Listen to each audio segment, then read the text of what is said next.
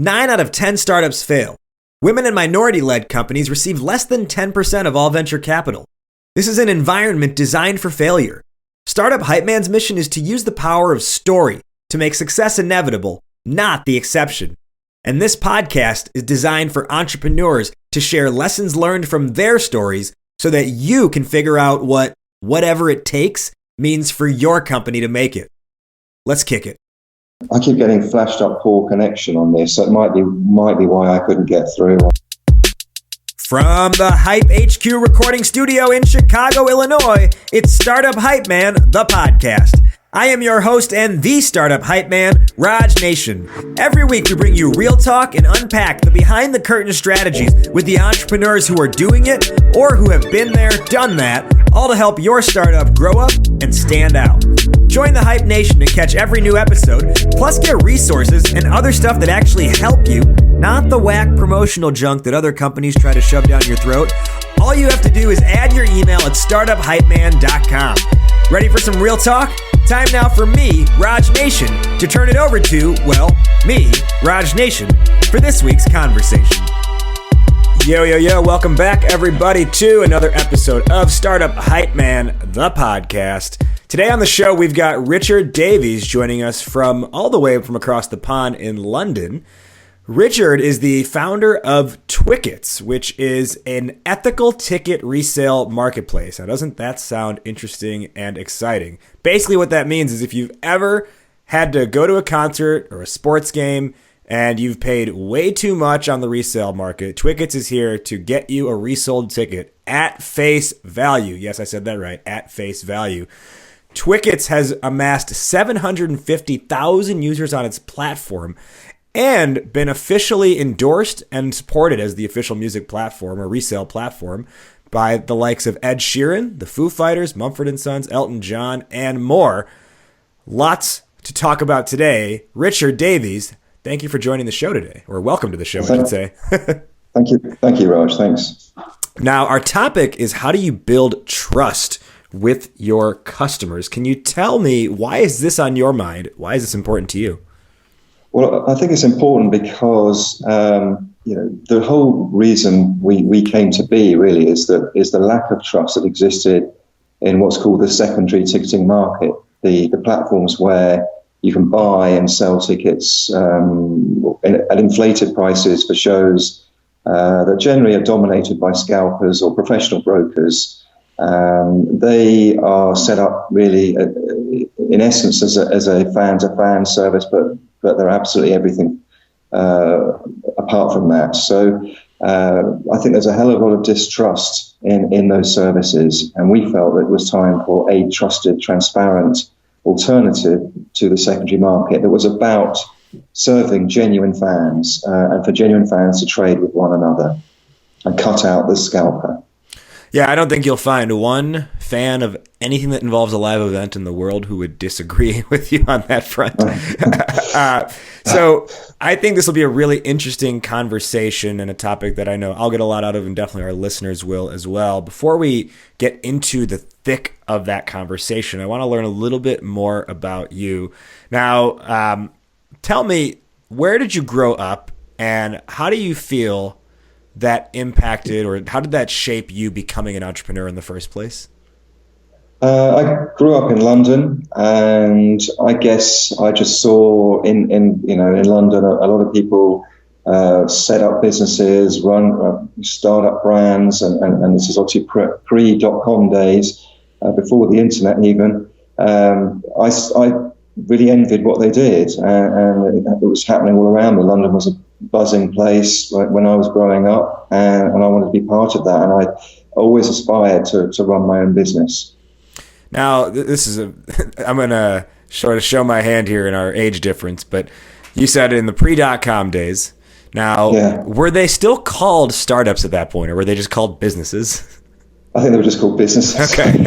There was no such thing as a startup. Yeah, I've always wondered when that terminology came around. So entrepreneurship seems to be something that is just like pulsed through your veins throughout your entire career. Did you have, like, in your own family, were there any entrepreneurs you were looking to? No, none. That's what's strange. I don't know where it came from, but I just had that feeling within. There's so many other entrepreneurs will describe. You knew that that's what you wanted to do. And it's not that I started off life, I went to university, I got into a job, I had an interesting career in the music industry in my early 20s, but there was still that burning ambition to work for myself, which I subsequently then did. Yeah, and if it didn't run in the family, then did your family say you're crazy when you first stepped into entrepreneurship?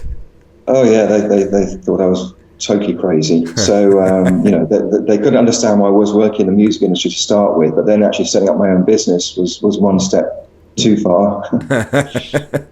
Well, I want to sort of like over the next couple minutes here build the path towards Twickets, and you mentioned stepping into the music industry, which that's really like where you've chosen to reside your entire career. You co-founded a company called iCrunch back in 1998, which was Europe's first legitimate music download service. And that's a pretty big deal, right? At a time when everyone's still on dial-up modems. Can you talk through maybe quickly just what made you say, hey, there's a market need for this and there's actually like technology to match? Well, I'd come out of the music industry, as I mentioned earlier, and I just felt that the internet was offering something so incredibly exciting in terms of distribution of music, opening up all sorts of new channels for artists to reach fans. And downloads had started to sort of come to the fore. The Rio player had come to the market. There had been the launch of a few services in the US, including eMusic. But there was nothing serving the UK artists and the UK audience, and in fact Europe as a whole, to that end. So we looked at launching that, and indeed we did, with the backing, funny enough, of eMusic. eMusic backed and invested in that company, as did AOL at the time. Well, when you say AOL, I think we all think of the dial-up modem, or at least the door closing sign when someone signs online, and the "you've got mail." Now, can you just again, 1998, how long is it taking to download? I from my memory, if I even downloaded anything in 1998, it probably would have taken over an hour to download one song, right? Yeah, it was taking a while. Yeah, I think you're on the right lines there. It was that sort of ballpark. The interesting thing, though, that I think with sort of the timing of that is the world didn't know any better, so right, an hour didn't actually seem like that big of a deal. You just kind of hit the button, you go and like make dinner or do whatever you need to do, and you come back to your computer when it's ready. Absolutely. And I think it was just the sheer incitement of the fact that you could download music directly to your PC. The fact you could even do that was astonishing. So you continue on. Music Choice ends up selling, iCrunch ends up selling to Music Choice after a few years. You spend a little bit more time on the technology front, getting into sort of digital agencies in that sense. And then that brings us, basically that takes us for a long time up to February 2015, which is when Twickets gets founded. So can you give us sort of the overview here? And you did a little bit in the introduction, but just if someone walks up to you and says, what is Twickets? What's your answer? It's an ethical ticket marketplace. So it's the ability to sell a ticket at the original value of that ticket only, no more. Obviously, people can sell it less, but no more than face value. And it's to enable fans to trade genuinely with other fans for life reasons. When they can't attend the show, they're ill, their plans change, they go off the band that they bought a ticket for 6 months earlier. If they want to sell that ticket on, they can through our service, but only at the original price. And our view is that most fans buy tickets to attend the show, not to make money from it. So when they can't go, their first motivation is clearly to get their money back, but the second motivation is to actually ensure someone going in their place is a genuine fan too. So that's what we tap into. Yeah, and I think you'll see that oftentimes the first thing someone does is they text their friends and say, hey, I can't go to this. Does anyone want my ticket? I'll sell it to you for face value. And then when those friends can't, they will, it's almost like then they hit the secondary market to say, okay, well, I guess I'll just make money off of this then, right? So to me, it's almost just like expanding that group text message to the entire music listening universe. Well, it is. We started on Twitter, and the reason we started there is because we were seeing, certainly in Europe, Twitter being used by event goers as a means to sell their ticket on when they couldn't make a show to their immediate network. Now, clearly, the average number of followers on the network is limited. It's about 100, 140 these days. So the chances of you selling your ticket to 1 out of 140 people is not that great. So what we did was we aggregated that inventory and set up an account for everyone to follow, so that you could reach a much broader audience when you're looking to sell your ticket through Twitter. So as you said, it's a bit like extending a text message, really. Now, for the people listening, so far you've said you can sell the ticket at face value. When we first got introduced, one of my initial questions, which I'm bringing it up again here because I'm sure the listener is thinking this too, is, well, if you're just selling it at face value, where does Twickets make the money? Can you talk through sort of the business model aspect of that? Sure. So we charge the buyer of the ticket a standard booking fee, as you would pay at any primary ticketing agency or box office. You would pay a booking fee. So we don't charge the seller to sell that ticket. They sell for free, and that's our commitment to them for selling at face value. But the buyer pays a fee of typically 12 to 15% of that ticket price. And that price alone, just the fee itself, compares favorably to the secondary market, where you can be paying 30, 40, 50% of the inflated ticket price. So we're charging 12 to 15% on the capped value, face value. Yeah. So for example, let's say you were going to a concert in let's say you were going to a Beyonce concert in the United States.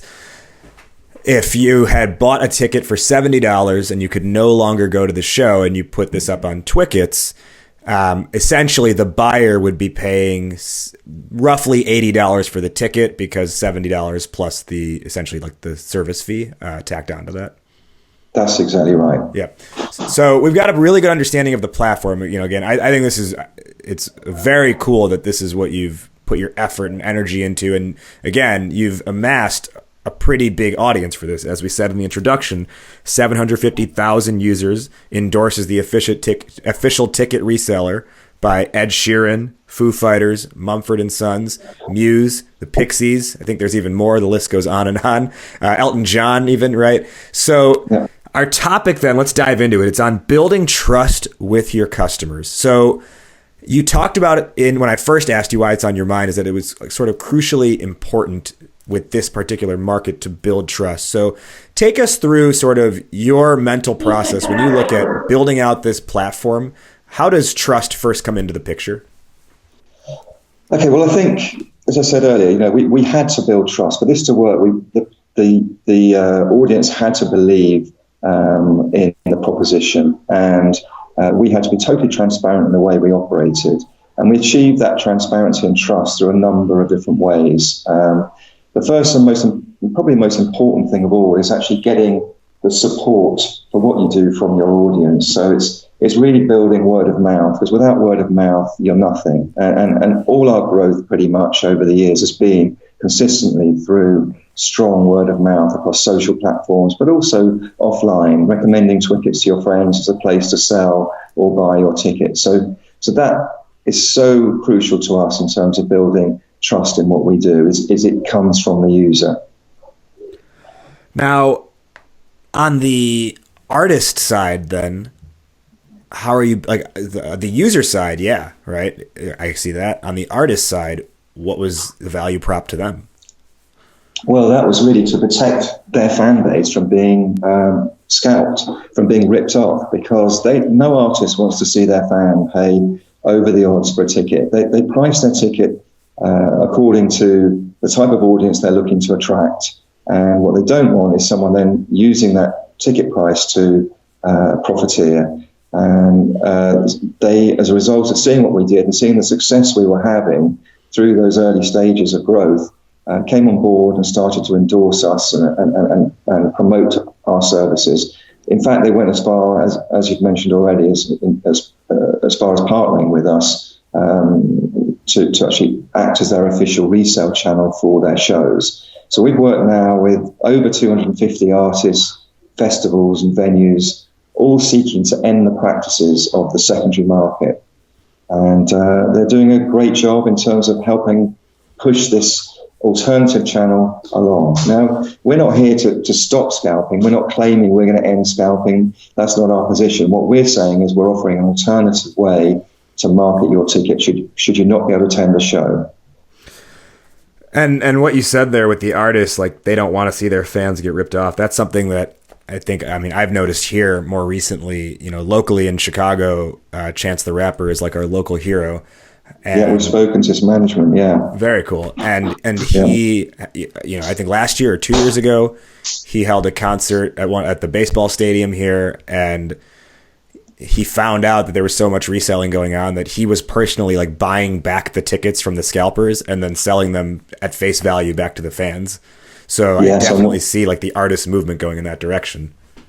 Yeah, I'm well aware of that story. It's incredible. So, and that really epitomizes what this is about. So many artists now are getting on board to try and stop the profiteering around their tickets, and they're doing it in a number of different ways. In the UK, they've got together to form an alliance called Fanfare, where they're putting pressure on some of these secondary platforms to cease trading.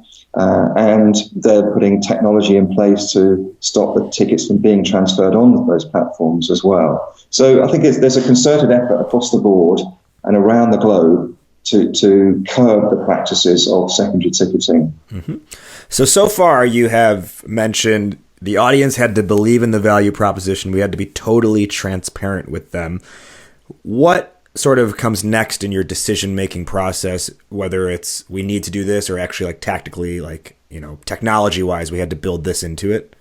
Yeah, well, I think the key thing really next was to build a robust and safe and secure service, because without that, it doesn't matter what early support you have, it'll quickly fall away. So we moved from being a Twitter-only business or facility to a transactional website and app, which then meant that the transaction had to go through us, and anyone abusing our terms of use would then have the transaction reversed, and they would be blocked from using the service in future. Now, I have to say, we don't see a great deal of bad practice on the platform. I think those that tend to want to make money through their tickets were not going to come to Twickets and sell at face value. They'll go somewhere else. But nevertheless, we needed to show to the user, both the seller of the ticket and the buyer, that we were protecting them. And in those cases where there has been fraudulent activity, it's very rare, but where it has happened, we're able to step in now and provide that service to reverse what went on. And so on the technology side of things here, you say had to build a robust, secure, safe service. Yeah. What are the key things you're looking for within that? Because I think any tech company is saying, we got to make sure our platform is safe and secure. But in your specific case, what are the levers, I guess, you're looking to pull? Okay, so we have a number of different approaches to this, and I would like to state here that we'd probably spend more time managing the view of transactions than any other ticketing company does in the world, because we care so much about what happens here and our reputation's on the line.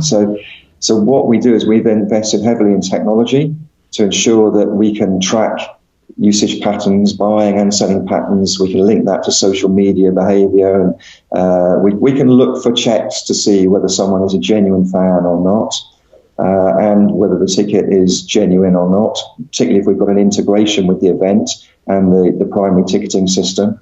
We also have a lot of manual input going in here as well. So every ticket that's listed on our service is manually checked before it's listed.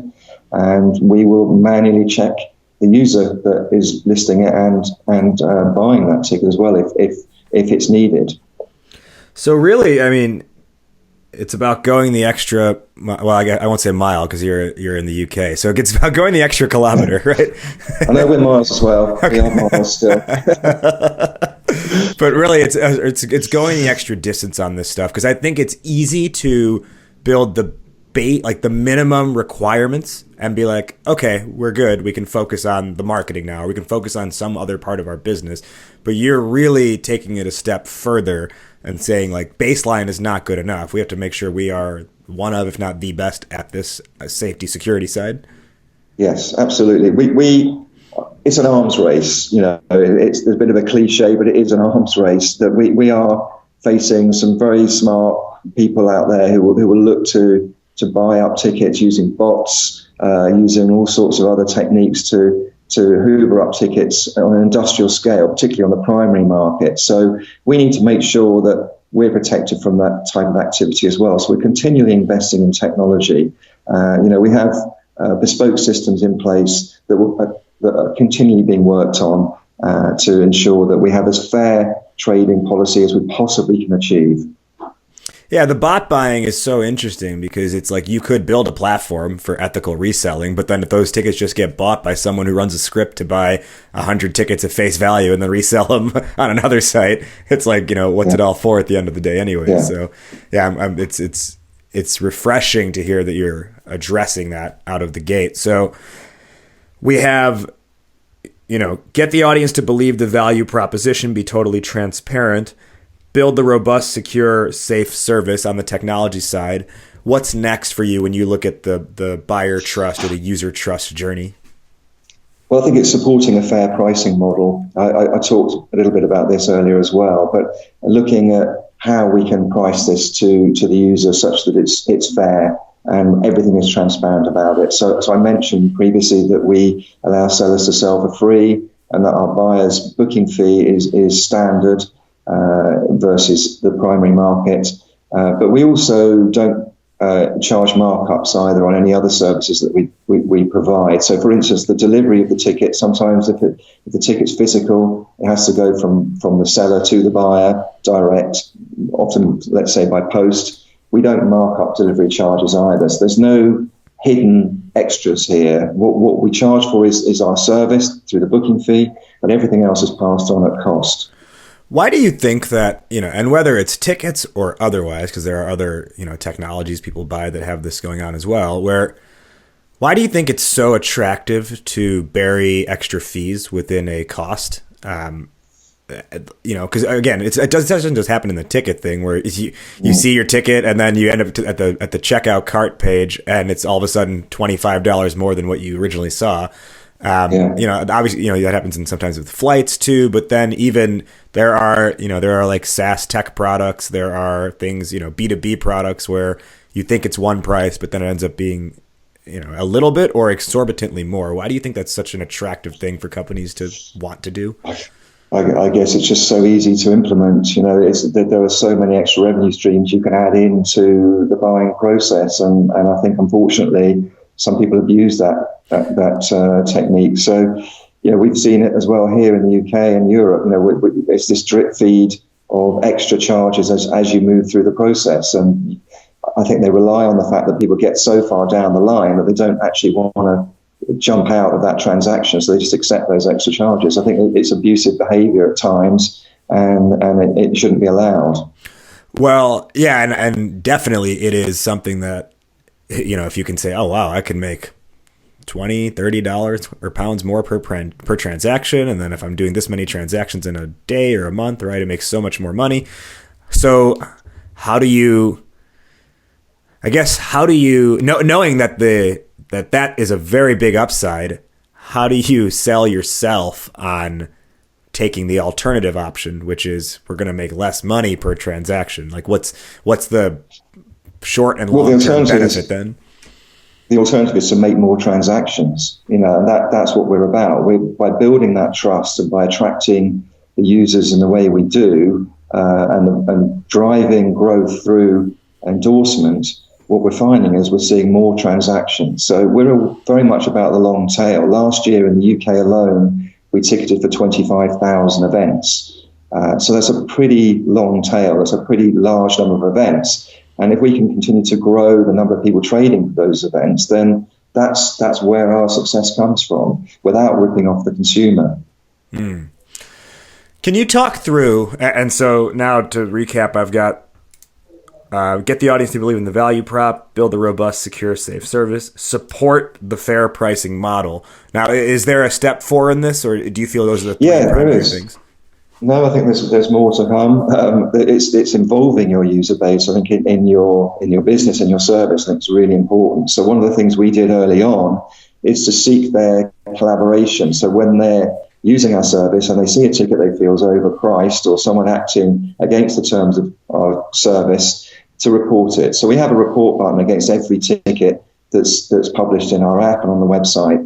You can then click on that and tell us if you think that ticket's overpriced, and we'll investigate further in case something slipped through the net.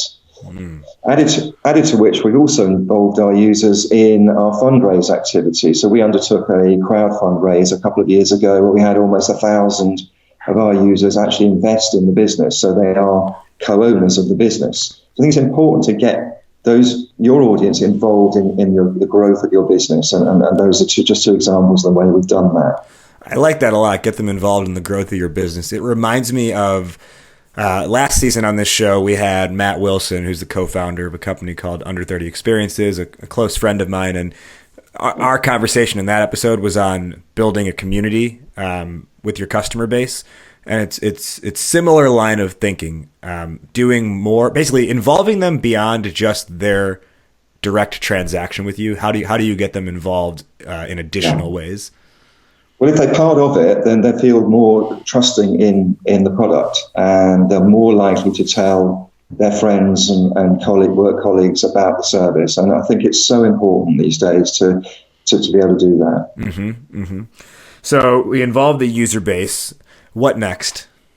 Well, I think the final thing really is offer great customer service. We have to be there and available for the customer as and when they have a problem. On too many occasions now, when I've been using online services, the customer service element is buried somewhere within the site. You can't find where to contact anyone or speak to anyone to solve the problem you have. And clearly, in a fast-moving world like the event space, people can be buying a ticket on the day of the show, and they'll need an answer to an important question relating to that show or relating to their ticket. So we need to be on hand 24/7 pretty much to answer those questions. And we have an average response time now of less than an hour per issue raised. So I'm proud of that fact. I think that really has been important as well in terms of growing the business. Now, one thing I want to actually clarify with that for the listeners, if you've been listening throughout this season and you remember we had AJ Gull on the show who talked about scaling your company with minimal customer service. Please remember that his advice coming out of that episode was that model works if you have built a business or a platform that does not require a lot of customer service. If it is something that, like in his case, it's a B2B product. The users already inherently know what they're looking for and want. They just needed something to execute on it. So the need for customer service is not as high. Whereas in your case, day of event, people are panicking and people need to know that the site that they have put all this trust in is there for them. Yeah, I agree with that. But at the same time, we're a marketplace. We're peer-to-peer. So actually, most of the issues get dealt with between the buyer and the seller. We only have to step in if something goes wrong. And we find that in 99% of the cases that the transaction flows through easily, particularly if we've got an integration with the event as well. So the ticket can be validated and cancelled, a new ticket reissued and goes straight to the new owner without our involvement. And therefore, the customer service need isn't a problem, and we can scale with it. Last question here before we wrap up. Can you talk through how you went about approaching some of these big acts, right? Like it's not like Ed Sheeran at gmail.com. I mean, I don't know, maybe that's his email, but it's not like they have publicly available email addresses. What was your strategy to get an in with these artists or with their management groups?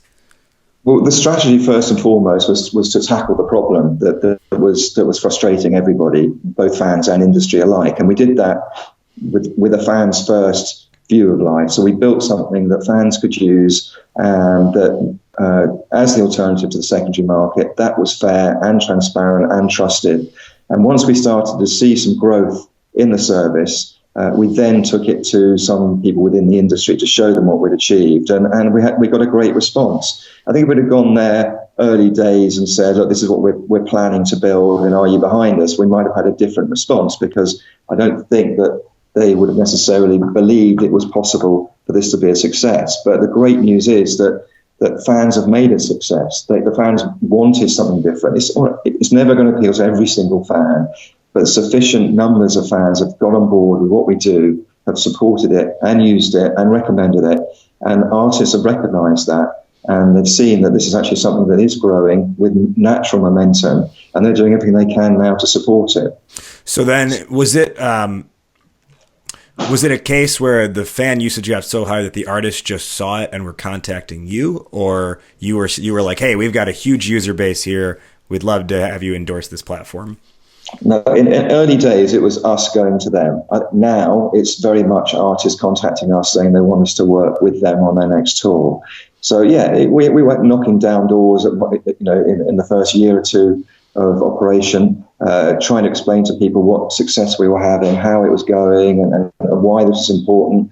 And slowly but surely, they came on board. And now, as I said, we actually hear more from them than we have to contact. The other way around. And were you going direct to artists those early days, or were you going to their A&R, the management group? Management and agents really are the most important people in our world. They're the people responsible for the talent, both in terms of managing their day-to-day activity and booking their live shows.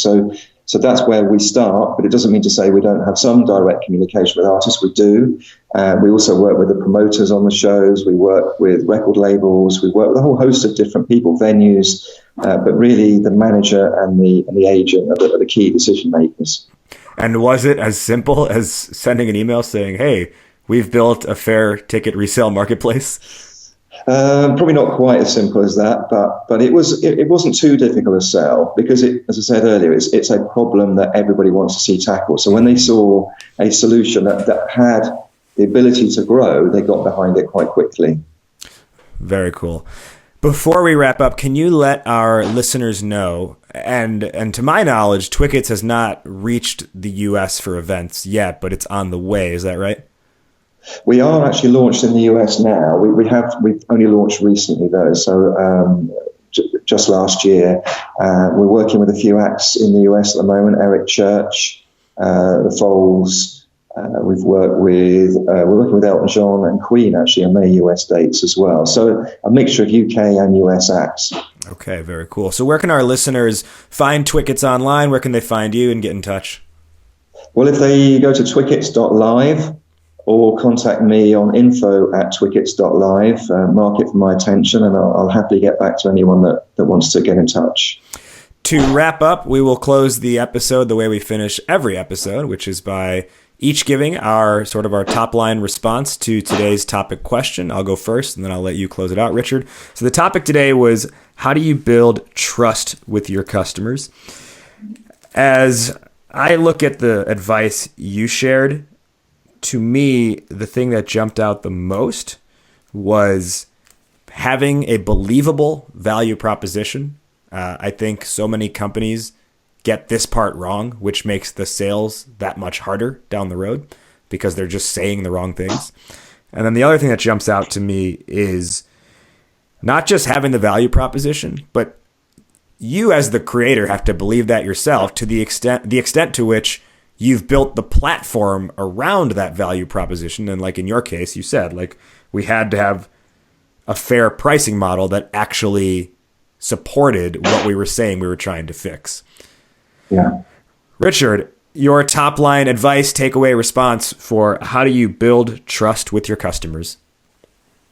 I think it's totally about transparency. I think you have to go in with showing everything to the consumer that you're about, and passionate about what you do, obviously, but also at the end of the day, being totally transparent in your entire offer, and having a team that fully supports that model as well, which we do here. Everyone believes in what we do. Everybody wants to fix what is a difficult issue for fans and industry alike. Richard Davies, founder of Twickets.